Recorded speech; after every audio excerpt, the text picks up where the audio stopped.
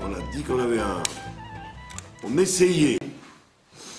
essayait régulièrement de relier la paracha avec la halakha. Alors, il y a un petit midrash intéressant qui va nous amener à la halakha. Quand Yaakov arrive chez Lavan, alors ils conviennent de se marier, que le mariage ait lieu avec Rachel. Et qu'est-ce qu'il nous dit, que nous dit le Passouk? Il dit, Yaakov il dit à Lavan, donne-moi ma femme, parce que j'ai travaillé 7 ans pour elle. Et après on nous dit, voyez, sauf Lavan et kol anshi hamakom. Lavan il a rassemblé tous les gens de l'endroit. Vayas mishte, il a fait un festin. Alors évidemment le Midrash pose la question. Enfin, le Midrash affirme quelque chose de bizarre. Il dit qu'il était non seulement rusé, mais il était avare. Rusé, mais avare. Donc en 7 ans, il n'a pas eu le temps de mettre un centime de côté. Et qu'est-ce qu'il fait? Il a demandé aux gens d'amener à manger pour la fête. C'est lui, il n'a rien fait, quoi. Alors, on demande d'où il tire ce Midrash. D'où il a tiré ce Midrash, cette explication. Alors, c'est de la construction du Passouk. Le Passouk, il dit, il a rassemblé les gens de l'endroit et il a fait un festin. Théoriquement, il aurait dû faire le contraire. Il aurait dû dire, il a fait un festin et il a rassemblé les gens pour venir manger. Alors là, il a fait le contraire. Il les a rassemblés et il leur a dit, bon voilà, rabotaille, virotaille, rabotaille, je vais marier ma fille. Mais comme j'ai rien, vous allez revenir tout à l'heure, ce soir, et vous allez amener vos marmites et vos casseroles et vos gâteaux, et voilà, on va faire la fête grâce à vous. Donc c'est du fait que le Passouk dise les choses à l'envers qu'on déduit qu'il était avare. Et comment il les a manipulés? Il a joué le pauvre, il a joué le misken, le malheureux. Et on voit qu'il y a une référence qu'il n'était pas aimé du tout dans la région. Comment vous savez qu'il n'était pas aimé du tout? Eh bien, regardez la preuve. Quand Yaakov arrive au bord du fleuve, au bord du puits, il leur dit, Vayomer lahem, il leur a demandé aux bergers, Ayedatem et Lavan ben Nachor, est-ce que vous connaissez Lavan ben Nachor? Vayomru yadano, ils disent, oui, on le connaît. Vayomer lahem shalom, shalom l'homme, passez-lui un grand bonjour. Vayomru shalom. De là, on apprend qu'il n'était pas aimé. Comment ils ont répondu? Vous connaissez Lavan? Oui, on connaît. Ils n'ont pas dit, ah ben oui, bien sûr, c'est un des notables, on l'aime beaucoup, nanana.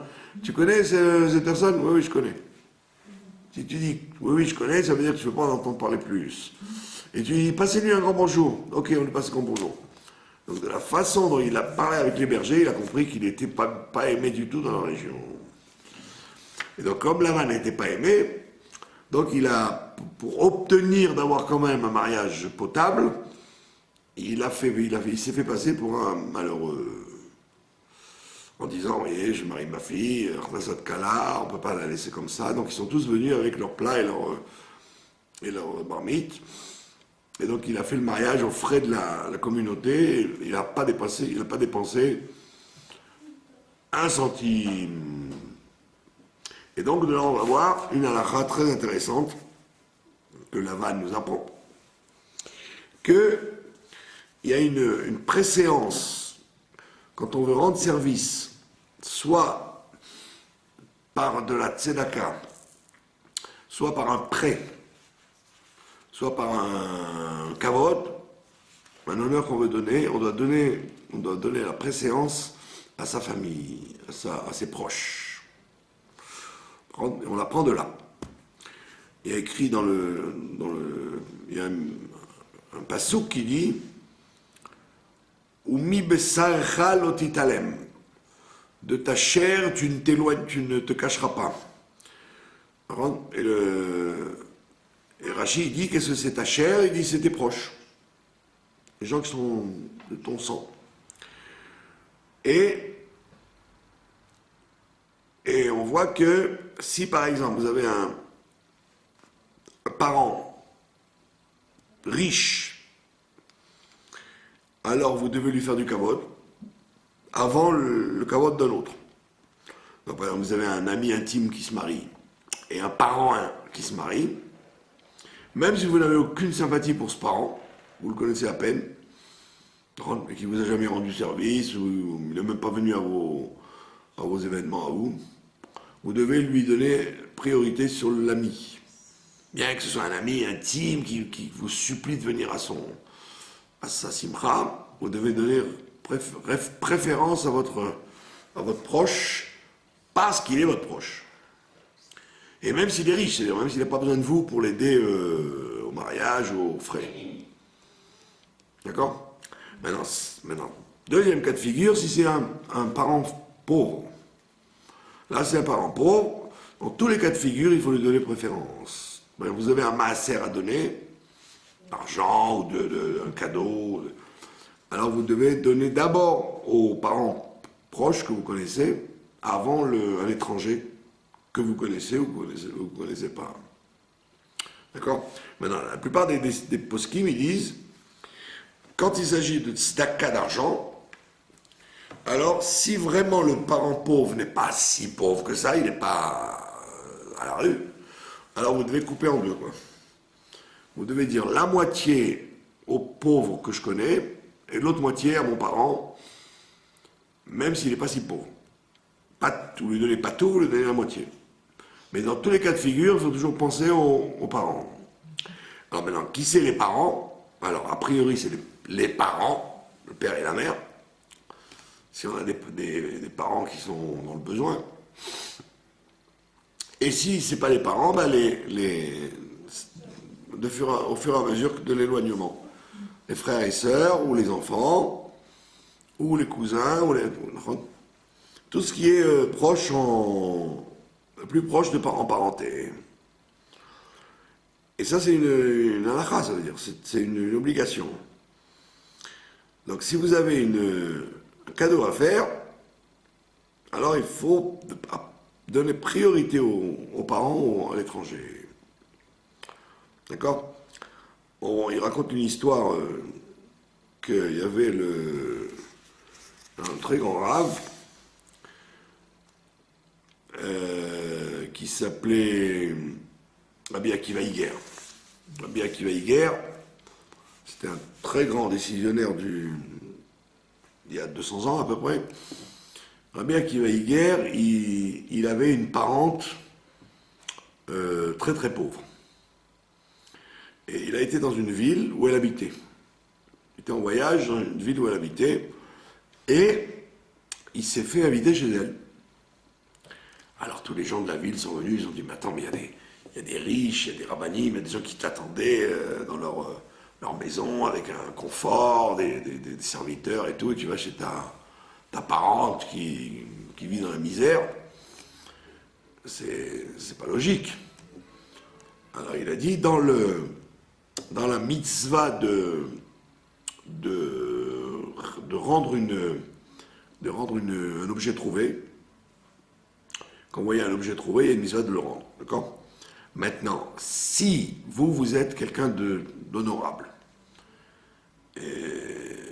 par exemple, vous êtes bien, vous êtes chic, etc., vous marchez dans la rue, puis vous rencontrez un truc, un sac, qui apparemment appartient à un clochard ou à une personne très pauvre. Donc vous pouvez dire, la Torah, elle vous permet de dire, la Torah dit, Al-Titalem, ne fais pas semblant de ne pas voir. La Gemara dit, de là, il y a des cas où tu as le droit de faire semblant de ne pas voir. Par exemple, un Kohen, qui devrait se rendre impur dans un cimetière, s'il voit un objet trouvé, il n'est pas obligé de rentrer. Il n'est pas obligé de l'avoir vu. Ou une personne âgée, et que c'est un objet lourd, par exemple, elle dit, elle n'est pas censée la voir, parce que c'est dur pour elle de la transporter. Une valise, vous voyez une valise, d'un Américain qui pèse 80 kilos, et vous n'avez pas la force de le porter, vous n'êtes pas obligé, vous faites semblant de ne pas l'avoir. Vous pouvez dire à quelqu'un d'aller le faire, mais vous n'êtes pas obligé de faire la mitzvah. Troisième cas de figure, c'est quand vous êtes personne classe, et que la personne qui a perdu, ou l'objet qui est perdu, c'est un truc vulgaire, très vulgaire. Par contre, voilà, vous avez trouvé une caisse à outils dégoûtante, et il faut aller dans un garage avec des ouvriers, etc., où c'est pas que je parle avec ces gens-là, vous n'êtes pas obligé de faire attention à ça. Alors, Rabbi Akiva Iger, il leur a dit, là, il y a une mitzvah, quand on est quelqu'un d'important, de faire semblant de ne pas voir, quand il s'agit de rendre un objet.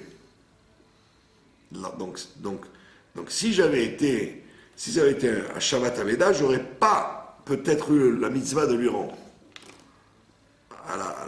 Du fait que moi je suis important et qu'elle ne l'est pas. Mais quand il s'agit de proximité familiale, alors là il y a la mitzvah.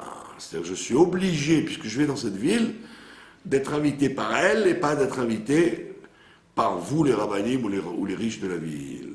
Parce qu'elle est ma parente. Donc c'est un enseignement qu'on doit retenir, que si vous allez en voyage, et un parent va savoir que vous êtes là et que vous n'êtes pas descendu chez lui, il aurait le droit de se vexer parce que vous auriez dû descendre chez lui.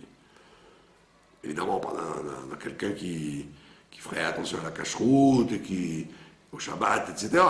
Mais si toutes les conditions sont réglées, vous ne pouvez pas dire, écoute, je suis descendu chez un ami parce que je ne voulais pas descendre chez toi. Ben non, il faut aller chez la parente, chez la personne parente avant la personne amie. Donc on voit bien que c'est des halakhot extrêmement,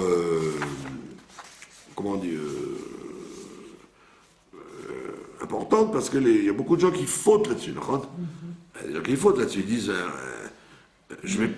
je préfère être invité chez mon ami, la cache-route c'est la même que la mienne, ils sont tous chômeurs Shabbat, ma tante qui m'a invité, elle fait pas Shabbat, elle marie son fils, ça va pas être séparé, par contre c'est cache-route simple, je n'y vais pas. Et je lui dis, écoute, je suis invité ailleurs. Tu ne peux pas faire ça. Tu es obligé d'aller chez la parente, même si c'est moins bien que là où tu aurais été. Comme on dit en français, au moins faire acte de présence, quoi. Si tu peux pas rester un repas, c'est pas comme il faut. Au moins dire que toi, tu es venu en priorité par rapport aux étrangers. Pourquoi que c'est si strict, c'est un accord par rapport à la famille? Parce qu'il y a écrit, on a vu le passo qui dit, il dit là-bas, Umi besarcha lotitalem. De tes parents proches, tu ne dois pas te camoufler, te cacher. Tu dois les honorer, et tu dois t'occuper d'eux, aussi bien au niveau de la tzedaka, etc. Si tu sais qu'il y a une cousine qui est dans la misère, tu ne dois pas dire, bon, moi j'ai ma tzedaka, j'ai mes amis, j'ai mes pauvres à moi, j'ai mes œuvres, comme on dit. J'ai mes œuvres et je ne me préoccupe pas de ma cousine. Tu dois dire, non, la cousine en premier. Si vous avez même si elle est loin, vous... Vous avez une cousine dont le mari lui prend l'argent. Très intéressant. Alors, justement, il soulève la question, est-ce que les alliés, ça s'appelle les parents? Est-ce que les alliés, c'est-à-dire pas forcément les parents directs, mais les gens qui sont mariés avec est-ce que ça s'appelle les parents? Il dit que c'est une marloquette. Il y en a qui disent c'est effectivement pour la paix de la famille, on les considère comme les parents. Et il y en a d'autres qui disent non, à partir du moment où ce ne sont que des alliés parentaux, ils ont le digne des pauvres comme tout le monde. Donc si quelqu'un tape à la porte et vous dit je suis le mari de votre cousine, vous ne me connaissez pas, je viens de Guadeloupe, ah ben, il y en a qui disent que non, c'est pas votre cousine, c'est le mari de votre cousine. Si c'était votre cousine qui avait fait la demande de prêt ou d'aide, vous auriez l'obligation de lui répondre positivement, mais si ça n'est que la parenté de la parenté, vous n'êtes pas obligé. Voilà, elle est considérée comme un... Donc si vous pouvez, vous faites, si vous ne pouvez pas, vous ne faites pas. Donc effectivement, comme vous dites, si vous considérez cette personne comme proche de vous, donc effectivement, vous êtes obligé de lui répondre, même si l'argent passe chez le mari. Mais si vous ne pensez pas que vous avez un rapport spécial avec ce mari qui prend l'argent, alors effectivement, vous devez dire, c'est comme un riche normal, un pauvre normal, je ne suis pas obligé de donner à tous les pauvres que je connais, je donne qu'aux pauvres que je veux. C'est un des principes dans la Tzedaka, c'est qu'il y a ce qu'on appelle Tovatana, on fait ce qu'on veut avec l'argent. Comme on voit ça de la Trouma, quand un Kohen il frappait à la porte pour prendre la Trouma, vous n'étiez pas obligé de donner à ce Kohen-là. Vous pouviez lui dire, tiens, une sale tête, je donne à l'autre qui arrive, je ne te donne pas à toi.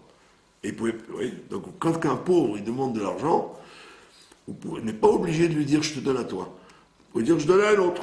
On voit, il y a beaucoup des fois de pauvres qui sont ensemble, vous avez le droit de choisir votre tête. Celui-là, il a une tête qui vous revient, vous lui donnez à lui. Celui-là, il a une tête qui ne vous revient pas, vous ne lui donnez pas. Vous n'avez pas d'obligation de fermer les yeux en disant je suis obligé de donner à tous les pauvres que je vois. Non, vous pouvez.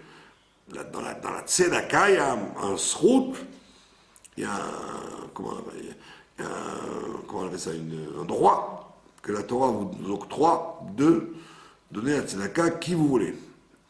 Il n'y a que par exemple, un pidyon à Ben, vous ne pouvez pas dire je ne donne pas au Cohen, il m'énerve, je donne à mon cousin qui n'est pas Cohen. Alors, pidyon à Ben, tu es obligé de prendre un Cohen, même s'il te dérange, tu le prends. D'accord? Donc on voit bien que, effectivement, la tête du client a une importance dans les mitzvot de Tzedaka. Vous n'êtes pas obligé de donner à des gens qui ne vous reviennent pas. Comme on a raconté l'histoire plusieurs fois du Rabbi Rachab, qui avait un pauvre qui rentrait, alors il lui a donné une pièce, et après il a rappelé encore une fois, il lui a donné encore une autre pièce. Alors le Shamash, il a dit, pourquoi tu as fait ça? Il dit, la première fois, j'ai pas fait attention. La deuxième fois, c'était pour me retenir, c'est-à-dire qu'il voulait se retenir, parce qu'il avait une sale tête, et donc il s'est forcé à donner, quoi. Donc la première fois, je l'ai fait sans réfléchir. La deuxième fois, je l'ai fait par kafia. Je me suis forcé parce qu'il m'énerve. Ici, il y a beaucoup de gens qui passent de la journée. Alors vous avez vraiment des soi-disant pauvres, mais alors, ils sont exaspérants, quoi. Et oui, ils prennent un café, ils ne payent pas, parce qu'ils estiment qu'ils sont pauvres. Ils vous dérangent dans le cours. Vous savez presque sûr qu'ils ne sont pas des vrais pauvres. Donc c'est vraiment, leur donner un shekel, ça vous étouffe. Parce que vous ne le sentez pas du tout, le pauvre. Donc des fois, il y a un besoin pour se travailler de donner quand même. Donc on a dit, bon, maintenant, quand il s'agit de la famille, là, on a dit, on peut plus réfléchir. Si votre tonton ou votre tata, elle vous dit, j'ai besoin de 1000 shekels et que vous les avez, vous ne pouvez pas dire, bon, je préfère donner à un ami ou à un pauvre que je connais que ma tata ou mon tonton. Je suis obligé de donner à un parent parce qu'il est parent. Maintenant, il y a même une question qui se pose. Il explique ici que si tu as une caisse réservée à prêter de l'argent, par exemple, tu as une caisse et tu prêtes de l'argent, si tu sais pertinemment, par exemple, tu as une cousine qui va marier sa fille dans quelques mois, et que tu sais qu'elle va avoir besoin d'argent, tu es obligé de réserver cet argent à la cousine, alors que tu peux avoir des pauvres qui peuvent venir demain matin chez toi. Comme c'est ta parente et qu'elle va venir te demander sûrement si tu peux l'aider, tu dois prévoir le coup et lui donner l'argent, alors que c'est pas tout de suite, en prévision du mariage qu'elle va faire, avant le pauvre que tu connais qui est à côté de chez toi. Donc on voit bien que la Torah, elle pense à rassembler le principe des familles et ne pas casser les familles, quoi. C'est un principe de respect des familles. Voilà. Donc c'est ce qu'a fait Lavan. Par contre, il a dit, vous voyez, je marie ma fille, c'est ma proche et tout, vous pouvez pas me laisser dans cet état-là, donc organisez-moi le mariage. Ils disent jusqu'à quel degré? Si c'est un lointain cousin, c'est pareil, ou bien ça s'arrête à un certain moment? Non, s'il a une parenté réelle, pas par alliance, comme on a une vraie parenté sans alliance, ben, il passe avant le pauvre que vous connaissez. Et comme on l'a dit, si vous voulez, vous pouvez couper la part en deux, quoi, moitié-moitié. Mais la Torah elle a dit Al titalem, c'est-à-dire ne fais pas semblant de ne pas le voir. Donc, voilà, maintenant on va passer à la paracha elle-même, la pensée sur la paracha. On va relier ça avec le comportement qu'on doit avoir avec les trompeurs. D'accord? Là, on voit toute la paracha, c'est une histoire de confrontation entre Yaakov et son beau-père qui est un Ramaï, Lavan Ramaï. C'est un jeu de mots, quoi. Ramaï, il était araméen. C'est un jeu de mots que la Torah fait en disant c'est pas l'araméen, c'était le Ramaï, c'est-à-dire le rusé, le trompeur. Comment doit-on réagir devant la tromperie de quelqu'un vis-à-vis de vous? Alors, qu'est-ce qui se passe? Vous voyez qu'il y a deux phases dans l'histoire de Yaakov. Première phase, quand on lui refile Léa à la place de Rachel, il se laisse faire. Il ne demande pas le divorce, et il lui dit, bon, tu sais quoi, donne-moi Rachel maintenant. Et il ne divorce pas de Léa. Donc il s'est fait avoir et il joue le jeu. Alors qu'à la fin de la paracha, quand il dit à Lavan, je m'en vais, et je voudrais quand même me faire une petite fortune avant de partir. Donc je vais prendre les agneaux et je vais les rendre productifs avant de m'en aller. Et là, malgré les ruses de Lavan, lui, il le ruse encore plus, et il le gagne. Donc il y a deux situations. La situation où il accepte de façon philosophique de se faire rouler, de se faire avoir, et après où il ne se laisse pas faire. Alors, comme la Torah c'est un enseignement, et que ce qui est arrivé aux ancêtres doit arriver, est un signe pour les descendants, ça nous apprend à nous comment nous comporter devant la ruse.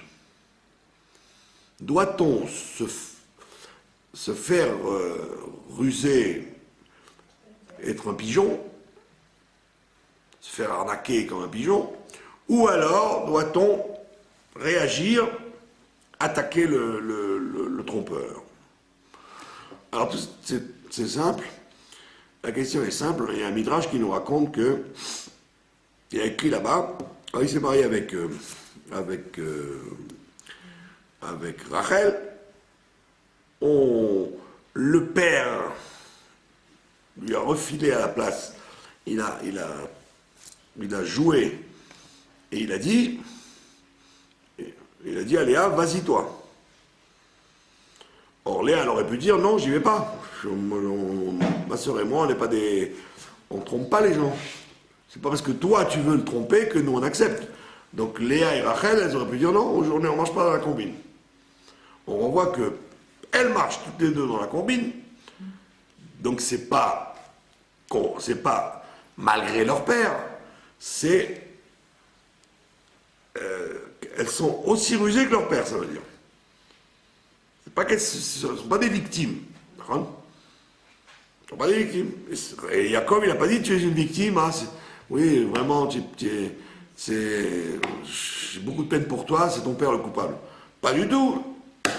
Il lui dit, il dit Vinehi Léa, voici que le matin c'était Léa, et le Midrash nous raconte, il lui dit bravo, comme le père est un escroc, toi aussi tu es une escroque. Il a tiré dessus à Léa. Il dit bravo, belle famille. Donc il a compris qu'elle était de mèche, pas qu'elle était victime de son père. Parce qu'il aurait pu, en tant que gentil monsieur, lui dire écoute, qu'est-ce qui s'est passé?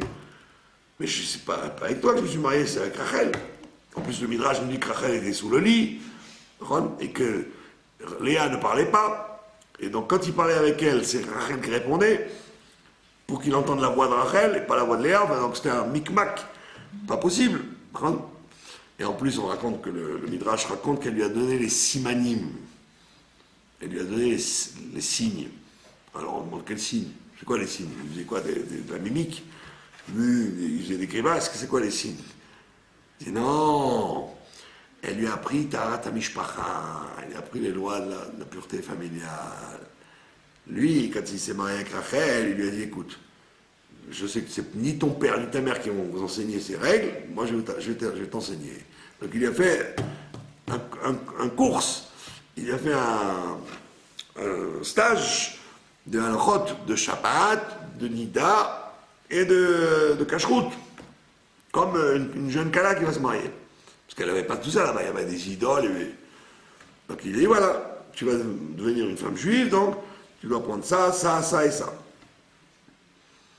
Donc, comme elle était intelligente, elle a très vite compris. D'accord? Maintenant, quand Rachel sait que Léa, la pauvre, va être en carafe, puisqu'elle devait se marier avec Esav, c'est ça les simanim qu'elle lui donne à sa sœur.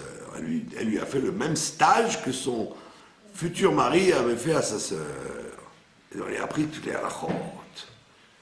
Donc, quand ils sont arrivés la nuit de noces, après le mariage, lui, il a dit nous, alors elle était couverte et tout, comme dans les. Pourquoi chez les chassidim on couvre la kala? On la voit pas la kala carrément, elle est très couverte, parce que ça vient de ce minag de Yaakov, de bien couvrir la kala.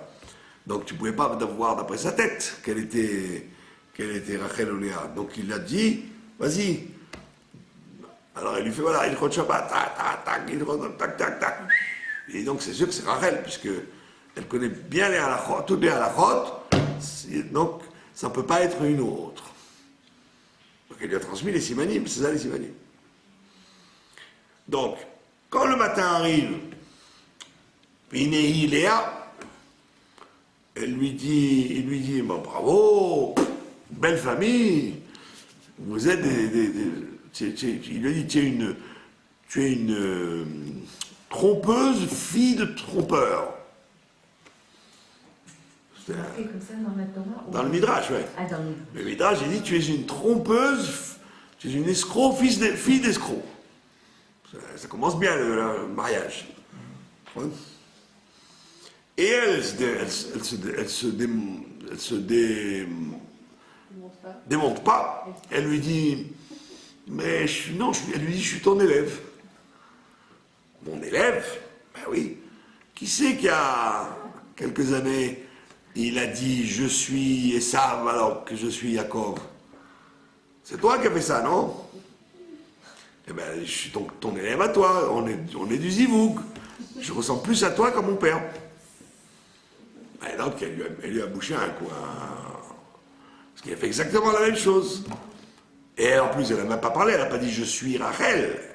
C'est lui qui a cru que c'était Rachel qu'à cause des simanim. Alors que lui, il a dit carrément je suis Esav. Donc elle dit je suis ton élève. Alors ne viens pas me faire de la morale que je ressemble à mon père, je ressemble pas à mon père, je ressemble à toi. Et donc, elle lui a dit pourquoi elle a fait ça, parce qu'effectivement, elle pensait tomber dans le lot de Esav. C'est pour ça qu'elle avait des petits yeux, parce qu'elle pleurait tout le temps. Et donc, lui a dit Gamzou le Tova. Elle dit ah, maintenant j'ai compris. En fait, lui, il a cru me rouler. Il a cru me rouler. Mais ces filles qui étaient des tzadkaniotes, elles ont dit oui, Notre père, il croit qu'il nous manipule. Quand il nous dit, allez, je veux pas que ce soit toi qui aille au mariage, c'est l'autre. Mais en réalité, nous, on a nos calculs à nous. C'était des prophétesses. Elles savaient qu'elles devaient appartenir toutes les deux à Jacob, puisque Esav, ayant perdu les brachot, il a perdu son zivoug aussi. Donc il n'a plus de zivoug de Léa. Donc c'est Jacob qui doit prendre le zivoug, son zivoug à lui et celui d'Esav. Et elle le savait. Donc on voit que Jacob a vu nous, devant la ruse, il a dit Gamzou le Torah. C'est pour ça qu'il a pas tout cassé. Il aurait pu tout casser en disant tu es un escroc, on annule tout, salut. Voilà le guet, je m'en vais, je retourne à Haran, à Beersheba. Pas du tout. J'ai dit oh là là, le bon Dieu a entraîné par la main de ce bonhomme-là ce qui devait se passer en fait. Donc il a dit Gamzou le Torah. Donc c'est ça qu'on doit faire quand on se fait avoir. Enseignement primaire, primordial. Quand tu te fais avoir par quelqu'un, tout de suite tu dois faire un cheshbon nefesh, une introspection en disant attends, pourquoi celui-là m'a roulé? Alors il y a une Léa qui va venir te dire mais parce que toi tu as fait la même chose à quelqu'un d'autre il y a quelque temps. Exactement la même chose. Donc il était là, le chaliard de Dieu, ce Lavan. Il a cru te rouler, en réalité il était la main de Dieu pour remettre la justice sur son pied. Donc c'est ce qu'on te dit, quand tu as une épreuve de tromperie, quelqu'un veut te rouler et qui te roule, tu dois tout de suite faire une introspection en disant qu'est-ce que j'ai fait maintenant, il y a quelques années, qui m'a valu qu'on me renvoie l'ascenseur, qu'on me refasse ce que j'ai fait à quelqu'un d'autre. Mesure pour mesure. Donc ça veut dire que tu dois savoir que, c'est ce que la Torah t'apprend, que le rusé, le trompeur, en vérité n'est pas un trompeur. Il est l'envoyé de Dieu pour faire une justice que tu n'as pas voulu faire toi. Parce qu'après, quand son père l'a béni, après il n'a pas dit à son père, tu sais, excuse-moi pour ce que je t'ai fait là, je n'étais pas Esav, j'étais Jacob. On ne voit pas qu'il ne parle pas du tout de ça avec son père. C'est-à-dire que son père, il a de lui-même dit ce que je voulais quand j'ai béni Esav, c'était pas Esav que je bénissais, c'était un principe. À partir du moment où Jacob représente ce principe, je suis d'accord. Donc du côté de Yitzhak, on comprend qu'il était clair. Il a dit je ne regrette pas ce que j'ai fait, puisque ce que je voulais, c'est bénir quelqu'un qui est capable d'être les deux, et lui il est capable d'être les deux. Donc je ne regrette pas ce que j'ai fait. Mais lui, Jacob, en tant que fils, il aurait pu lui dire après, papa, excuse-moi, hein, je te rappelle l'autre fois ce que je t'ai fait. C'est maman qui m'a dit de te le faire, et j'ai eu très très peur. Et en fait, j'étais Jacob, j'étais pas Esav. On voit qu'il ne s'est jamais excusé de ça. Il aurait dû. Il aurait pas dû passer à l'as. Bon là, il s'en va tranquillement. Donc il a ce problème de ruse, il n'a pas réglé. Il ne s'est pas amendé sur la ruse qu'il a faite à son père. Il n'a pas dit, tu sais, j'étais obligé, parce que maman m'a dit, et on ne pouvait pas donner brachot à Esav. Il n'a pas dit ça du tout. Il laisse faire. Ah, tu laisses faire. On va te faire le coup dans quelques années. La même chose. Donc quand ça lui est arrivé, il n'a pas divorcé de Léa, il a dit, ouh là là, j'ai compris, la boucle est bouclée. Donc Lavan, il ne m'intéresse pas ce monsieur-là. Il croit qu'il est malin, en vérité, c'est Dieu qui lui a dit de me ruser. Donc tu dois faire la même chose. Quand tu as une épreuve de ruse, de tromperie, tu dois savoir qu'en fait, ça n'est que le juste retour des choses. On te refait ce que tu as fait déjà. Ça, c'est la première chose. Maintenant, quand le tikkun est fait, ça y est, tu as réparé ça. Donc, l'histoire passe, les 20 ans passent, 14 ans passent, et il dit maintenant, écoute, Lavan, je sais que tu es un rusé, mais je vais être encore plus rusé que toi. Pourquoi il ne se laisse pas faire cette fois-ci? Pourquoi à chaque fois que Lavan essaie de le rouler encore une fois dans les brebis, il dit pas Gamzou le Tova, il dit tu crois que, mais moi je suis encore plus rusé que toi. Là on voit que cette fois-ci, il se laisse pas faire. Il dit pas Gamzou le Tova, bon il est décrété que je partirai dans la misère, je partirai dans la misère. Pas du tout. Il fait la magie blanche avec les bâtons et il arrive à s'enrichir sur le dos, malgré comment on appelle ça, les tarboulottes, malgré les ruses de Lavan.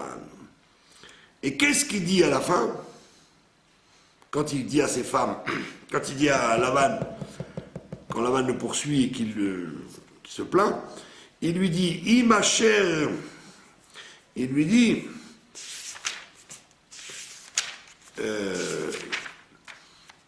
en fait, Loulé Eloké Avi Eloké Abraham, ou Fachad Yitzhak, il dit que c'est Elohim qui était avec moi pendant tout ce temps-là. Elohim. Alors vous auriez pu dire, Elohim c'est le nom qui représente la nature. D'accord?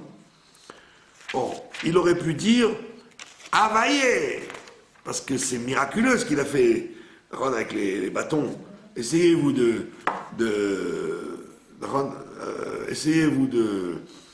d'influencer des brebis à ce qu'elles, en regardant les bâtons, elles accouchent des enfants, comment on dit, rayés et biseautés, etc. C'est un truc psychologique énorme, non, parce que, comme Rachid explique, elle regardait l'eau, et donc dans les bâtons étaient plantés dans l'eau, elle regardait l'eau, et après quand elles accouchaient de la même forme que le bâton. Donc c'est de la magie blanche ce qu'il a fait, c'est pas Pachout. Or qu'est-ce qu'il dit? Il dit pas Yudke Vavke, Dieu au-dessus de la nature m'a aidé. Il dit non, Elohim, ça veut dire, en fait, ça n'est que juste retour des choses, c'est la nature des choses. Comme toi tu es rusé, je te ruse aussi à égalité avec toi. Donc là on voit qu'il ne dit pas comme sur le Tova, il ne dit pas, bon, si c'est comme ça, je ne peux rien faire, laissons-nous faire. Pas du tout. Il dit, tu veux me faire le malin avec moi? Moi aussi je vais faire le malin comme toi. Avec mes armes. Donc si tu es capable, si tu es capable de ruser comme l'autre ruse, tu dois le faire. Tu n'as pas de mitzvah d'être un pigeon quand on veut te pigeonner. Donc 2 étapes, on l'a vu. Première étape, tu dois introspecter pour vérifier qu'est-ce que tu as fait il y a tant d'années pour qu'on te fasse la même chose maintenant. Deuxième étape, quand tu sais que tu as réparé ça, tu dois réagir avec le rusé comme le rusé veut jouer avec toi. Tu n'as pas le droit de dire ça vient de Dieu, donc je me laisse faire. Et effectivement, l'Elohim, c'est-à-dire la nature des choses, va te faire gagner. Vous avez compris l'astuce? Voilà, est-ce que vous avez des questions? Parce que très souvent, dans la vie, on voit ça, que les gens ont tendance à toujours dire « comme sur le Tova ». Ou alors d'être comment on dit, ne pas regarder ce qu'ils ont fait eux, dire « ah, il m'a fait ça, mais tu vas voir, je vais lui faire ». Ah non, attends, regarde, réfléchis, peut-être que toi, tu as fait la même chose, pour ça qu'on te le fait. Donc tout de suite, première réaction, est-ce que j'ai réparé, est-ce que j'ai endommagé à l'époque de la même chose? Si tu analyses et que tu vois que tu n'as pas réparé, tu dois réparer maintenant. C'est un cas comment on dit, typique du Gamzou le Tova, l'histoire de Yaakov. Maintenant, une fois que tu as réparé ce que tu as fait, après là, tu n'as pas de mitzvah de dire Gamzou le Tova. Tu n'as pas d'obligation de dire tout ce qu'on me fait de mal, je dois me laisser faire. Pas du tout. Pourquoi? Parce que tu encourages le mal. Vous voyez bien aujourd'hui ce qui se passe avec les terroristes. Ils utilisent, à tout bout de champ, ils utilisent comment on appelle ça, les éléments démocratiques pour attaquer l'État d'Israël. Et l'État d'Israël, au lieu de dire, oui, c'est vrai, ils ont raison, hein, ils ont le droit de se défendre. Quand tu vas faire à quelqu'un de rusé, tu vas être encore plus rusé que lui. Je dis, non, il n'y a pas de démocratie, allez, ça y est, on a fini. On a fermé la boutique de la démocratie. Donc ce principe-là, c'est un principe très Gamzu le Tova qui est déplacé complètement. C'est complètement... ça incite au mal. Parce que tu aurais dit, je suis un chassid, ça se fait pas de me venger quand quelqu'un veut me ruser. Donc, et de régler mes problèmes moi-même, de faire justice moi-même. Non, Gamzu le Tova. Pas du tout. Tu fais Gamzu le Tova que quand tu as un compte à régler avec ton passé. En disant, oh là là, oui, c'est vrai, j'ai fait ça moi-même, donc c'est normal qu'on me le fasse maintenant. Très bien. Et tu n'as été que l'instrument de Dieu pour me le faire. Une fois que c'est passé, tu ne dois pas réagir comme ça. Tu vas dire, on m'a eu, je dois me venger, utiliser les mêmes armes que celui qui veut ruser avec moi. Et on a dit, ça doit passer par le Shem Elohim et pas par le Shem Havayé. C'est-à-dire ne pas s'imaginer que c'est un ness. C'est un ness que la personne va être punie. Pas du tout, c'est pas un ness, c'est un juste retour des choses. Surtout, vous voyez bien que dans l'histoire de Yaakov, il n'y a pas... C'est pas que Lavan, il a perdu quelque chose de ce que lui a fait Yaakov. Lavan, il n'a pas été perdant, puisqu'à la fin, il lui dit, grâce à toi, j'ai eu des enfants, grâce à toi, je suis devenu riche, donc je t'ai amené la bracha. C'est pas que je t'ai enlevé des choses. Donc on voit, et c'est ce que dit le roi David, qu'avec un rusé, il faut être rusé aussi. Tu n'as pas le droit d'être naïf, parce qu'en fait, ça s'appelle c'est toi qui fais un chilou Hashem. Tu fais un chilou Hashem parce que les gens ne disent pas bravo, on lui a donné une claque, il t'en l'autre joue. Les gens ils disent c'est vraiment un nul, c'est vraiment un faible. La justice de Dieu, c'est justement l'anti-ruse. Pourtant, quand tu ruses, tu empêches la ruse de défense du mal. Maintenant, au niveau psychologique, au niveau profond, pour quelle raison Lavan était comme ça? La Chassidoute a dit que Lavan, ça veut dire blanc. Lavan, ça représente le Loven Aelion, les forces très hautes d'où on tire la purification du Yom Kippour. C'est ça Lavan. Donc on ne comprend pas comment les forces qui purifient en haut, c'est représenté par un être aussi écœurant que Lavan. Alors justement, parce que le shoresh de Lavan, c'est comme ça. Donc le fait, qu'est-ce que c'est le Kippour? C'est qu'en haut, dans l'origine des choses, par-delà la justice, il y a le choix que Dieu a fait de son peuple. D'après la justice, il aurait dû être intransigeant, dire non, je ne passe pas. Or, on voit que grâce au Loven Aelion, grâce à la pureté de Yom Kippour, Dieu il dit, vous êtes dans un niveau où je suis au-dessus de la justice, et donc je vous aime et je vous pardonne malgré ce que vous avez fait. Donc ça c'est dans le bien. Maintenant, dans le mal, c'est la manne. Ça veut dire que dans le mal, j'estime, moi, qui c'est la manne, j'estime qu'il n'y a pas de règle.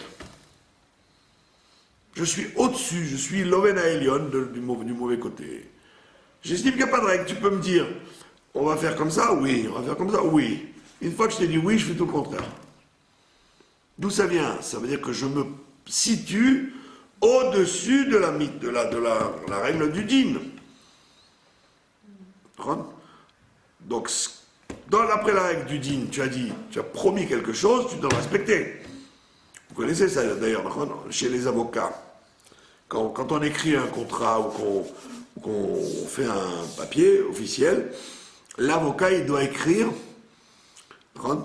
Kerachel bitra aktana, comme Rachel, ta fille, la petite. Vous connaissez pas ça? Dans tous les contrats, il y a écrit ça. C'est écrit en initial. Ça veut dire que c'est exactement dans les mots que je vous ai dit, le contrat. C'est pas tu vas faire de la parchanoute, de l'interprétation du contrat. Si j'ai dit le jardin, c'est le jardin. C'est pas le jardin du voisin.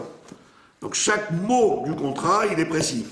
Ça s'appelle Kerachel bitra aktana. C'est un principe juridique. Ça veut dire que je t'ai bien mis les points sur les i et les barres sur les t. D'accord? Donc le monde, il doit marcher comme ça. Lui, la vanne, ça n'existe pas, ça. Je peux te dire blanc, après je te dis, moi je t'ai dit blanc. Non, ben c'est noir. J'ai changé d'avis entre temps. Ah, je t'ai dit noir, ben là c'est blanc. Donc pourquoi il fait ça? Parce qu'il est au-dessus. Son shoresh est au-dessus du monde de la droiture et de la justice. D'accord? Mais lui, il s'en sert pour le mal. Alors, donc ça veut dire que de la même façon que lui il se sert, soi-disant, d'un truc au-dessus de la limite pour faire ce qu'il veut, toi aussi tu as le droit d'utiliser le même système, t'élever au-dessus de la justice quand il s'agit de quelqu'un qui n'a pas de justice.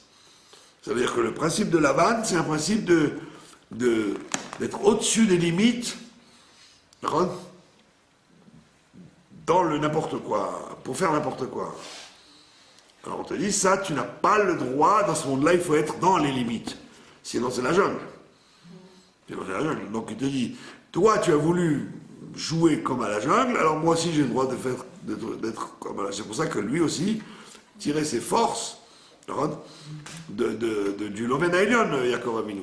Mais naturellement, Elohim, c'est Elohim qui lui a fait ça.